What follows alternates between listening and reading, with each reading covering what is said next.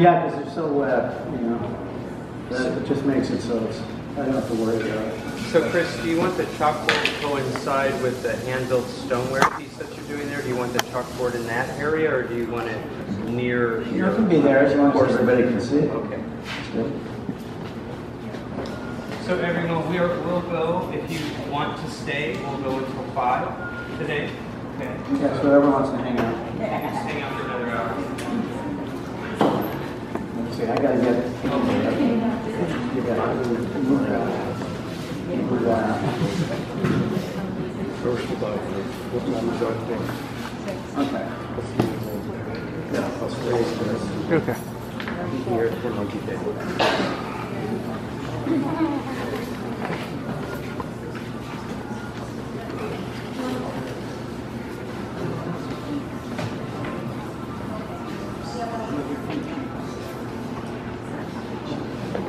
Okay, who asked me the question earlier about curves? Somebody noticed that you were, right? Okay. One of the reasons that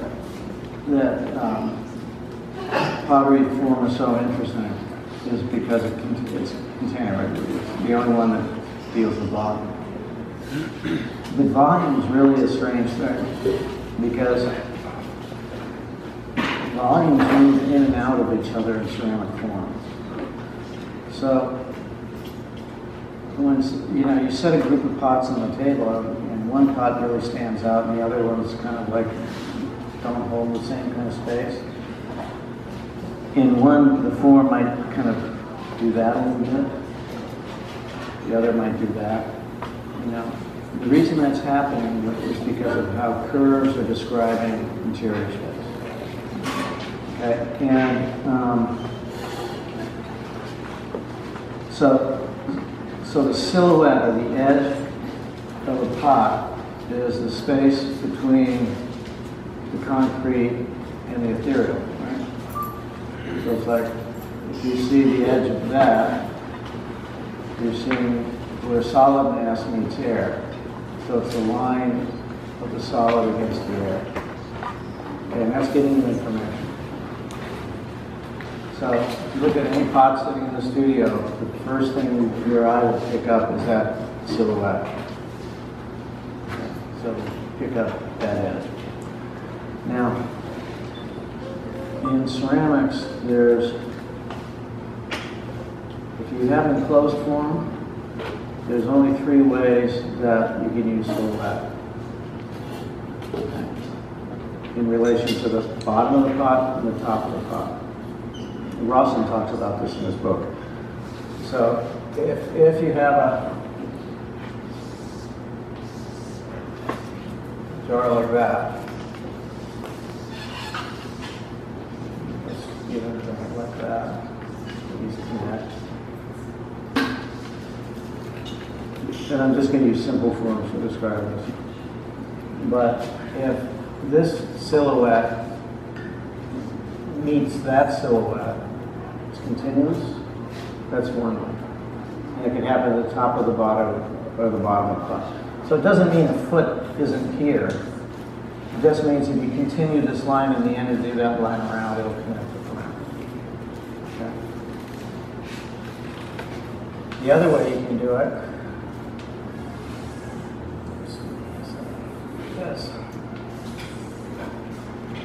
is where they cross.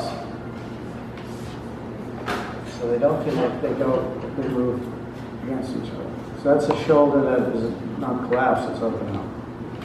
So as soon as you open up the shoulder, it does that. Okay, so this may do that, and they cross there, and the foot's like that. Okay. And the third way is if they collapse in against each other.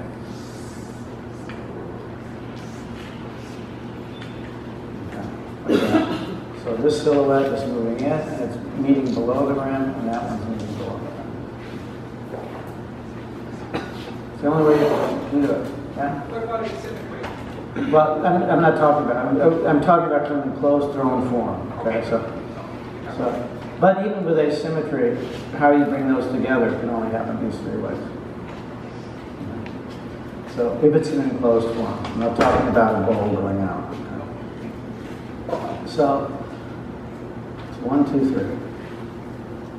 So just look through ceramic history, look at pots, and just start asking yourself, you know, left side, right side, where do they meet? Above, equal, or below? This is all Tang Dynasty.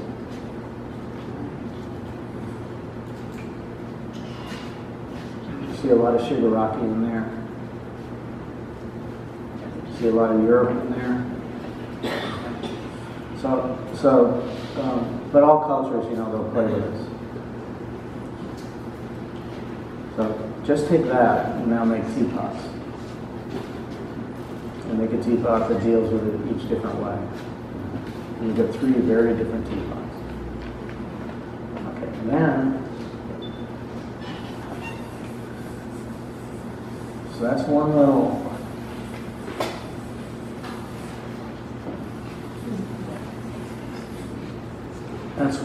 piece of it. Okay. Then you have silhouette, the curve. Okay? And you can use the curve 3, maybe 4 different ways. You can have convex. You can have a concave. Or you can have a compound. Okay? 1, 2, 3. That's it. So there's 6 different elements that make up the ceramic history. Okay. Now think of the invention using those 6 things. It's unbelievable. Okay, now in curves, is there a ball in here anywhere? Yeah, right up there. It should be Give right me a there. ball. That's right there. Usually I never get an affirmative on that. Okay, so I take this ball and I ask you all, from your point of view, to draw the silhouette. Every drawing would be the same. Okay? And that's because the circle as a shape is incredibly powerful. Every culture uses it metaphorically to talk about the religious, spiritual part of their lives, the seasons, everything else. The idea of a circle, you know, the cycles, you know, a wedding band, you know, it never ends. You know. Very. I didn't mean that. It's just, you know, that's the power of the shape. That's the mythology of it. And you can fit. Every culture has hundreds and thousands of mythologies into this idea of the circle. Okay, if you go through ceramic history, try to find that. You'll never see a globe. You may see like one that was like some guy made in the 19th century that just survived. But you'll never see it as an art form in any culture. And the reason is it's an absolutely dead form. It's a dead form because your eye is always moving at the same speed, no matter where you are in the room. So that's why your drawing of the silhouette would be the same as yours. And if I held it up here or held it down here, nothing would change. So it's dead. It doesn't have any energy. Okay, and another way to think of this, find a big empty parking lot, get in your car, go 5 miles an hour, and just set the wheel and just go in circles. And after that initial movement, and after you get up to the speed, and you stay there, and you just hold that wheel and just go in circles, your energy, your centrifugal force in your body stops, and it's this constant. It doesn't speed up, it doesn't compress, it doesn't expand. Right? Okay, now, get in the same car and go around a clover leaf. So a clover leaf is like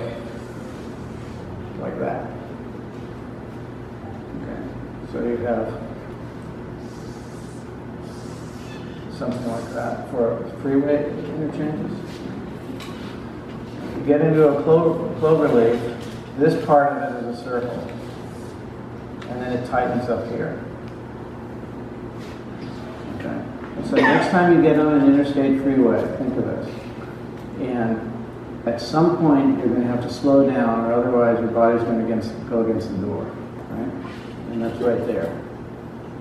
It's when the line speeds up. And so what you're doing is increasing centrifugal force. Okay? Now, that is a Tang Dynasty jar. So what you're doing is you're driving up the side wall of the Tang Dynasty jar and making that curve down to the rim. And you're feeling it in your body. Your eye sees it, and that's why that form is powerful, because it has expression of velocity. Okay? So when you're driving around, just imagine yourself moving up the side walls of forms. So when you turn right and left, I mean not sharp, but you're just kind of doing that. Feel it in your body, and that's the power of a line through speed. So when you're doing this, and you're making a jar, you know how sharp that curve is, or how open that curve is, will express the energy of the volume inside. And it's real. Okay? And that's why some pots are really powerful in form and others are really weak, because there's no energy. Some have no energy in this line and some are just packed. Okay? So ceramic history is full of this stuff. And so if you just start to play with that, it doesn't matter what kind of pots you're making or anything else, just play with speeding up the line, slowing down the line, compressing the line. It just makes all the difference in the world when you're moving. So when you ask me, you know, about the curve, this is all I'm doing when I'm looking at pots. When I'm making that thing over there, I'm looking at it from every angle I can, vertically, horizontally, how your eye moves this way, how it moves that way, how it moves this way. And I'm trying to put two different curves in opposition to each other. Okay? So one curve is fast, and one curve is slow. No matter which plane you're working on. So when your eye is seeing silhouette, you're seeing two sides of something with a volume in between, right? So I'm always looking to put those two sides in opposition. So it's kind of like, if you did dance, it would be, how do you hold your body in tension and relaxation at the same time? Or how do you use speed, you know, put a fast move next to a slow smooth. Both of them slow move. Both of them, in connection to each other, accentuate the impact of each. It's much more powerful than just singular. So my understanding of what you're saying then is you've got this one side that's a very smooth curve opposite to another side with a sharper curve, and so that's what gives that particular piece of their power. Yeah. So, and I'm doing it asymmetrically, but you can do it with a thrown form. It's been done for thousands of years. It's been expressed for thousands of years. So pots are incredibly complex. That's why they're so damn hard to make. That's why they're so easy to dismiss. Because nobody knows how hard, it is really damn hard to make a good pot. You know, one that just lives for thousands of years and still is powerful as it is. You know, you look at a 7th century, 7 millennium BC Chinese burial urn, and that thing is as powerful in form today as it was then. Absolutely. It's felt. It's in the human experience. You know, so that's the stuff I think about. You know, how to express form through line. And in ceramics, line is silhouette. But I turn the pot this much, and it's a different silhouette. So now I have a new problem. And if I drop my head this much, it's a completely different silhouette. So I have to solve that problem. It's never ending. You know, so also, this is why I spend so much time on the work. It's like I'll just keep going over and over until it's like invisible. You know? And then sometimes you get to the point where like 90% of it's really working, and you get that 10% that's off. There's a dead part, and you got to just cut that whole wall off and rebuild it. You know, to make it fit, to make the movements right. And so this whole idea of line, the speed of line, you know, create a slow curve, create a fast curve, put slow curves in relationship to fast or in opposition to, you know, the transition points. So what happens right there? What's that all about? You know, how you put two things together. With clay, it's so much about where two things come together. I'm sorry to interrupt, but I just wanted to say real quick that we have about an hour and a half total, and I was just wondering if you wanted to start demonstrating some of these theories and theoretical explorations. Well, it's like you can't really demonstrate it. It's more like it's there. It's in it. Now, when I do the bowl, I'll talk about it in that. But anyway, it's what it is, and it's like, and the thing is, and this is what the most important thing to understand is, you're already doing it. You just may not know it. If you make a round form that's hollow, you're doing it. And you're talking right now about the contour of the silhouette. On some of your forms or pieces, you have those inner lines. So when you're working with that, you find the play on the outer silhouette. When you say the inner lines, what do you mean? Well, you have these kind of like lines cut through your blades, dark lines cut through your blades on the inside of the farm.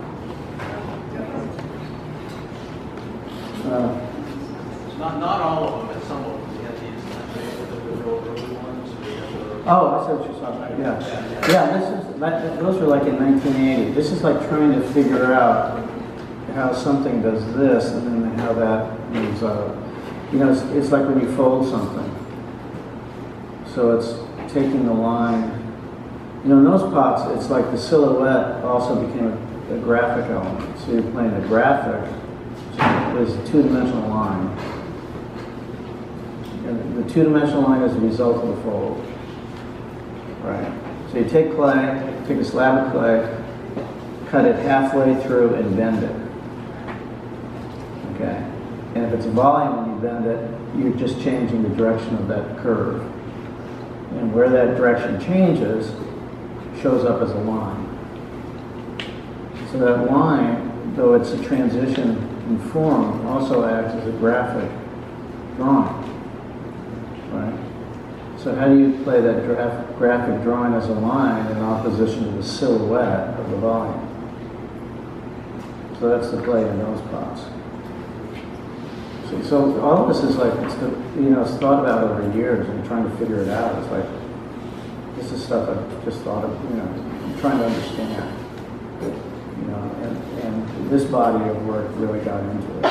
But it's always been there. It's just trying to wrestle your mind around a concept that you see in everything, and how do you bring it into your work and truly get it. So. Okay, we'll work on this bowl.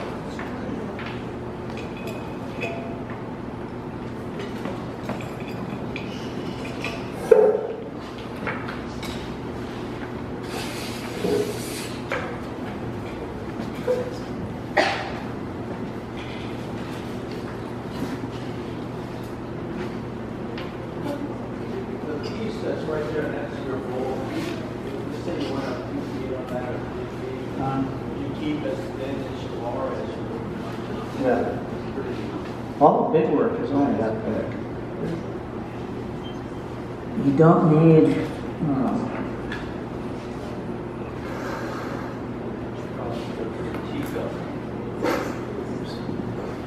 you don't need thick walls to build a wire.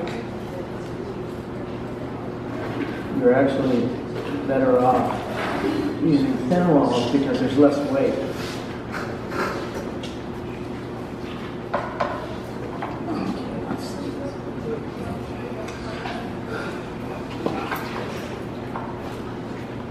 That'd be good.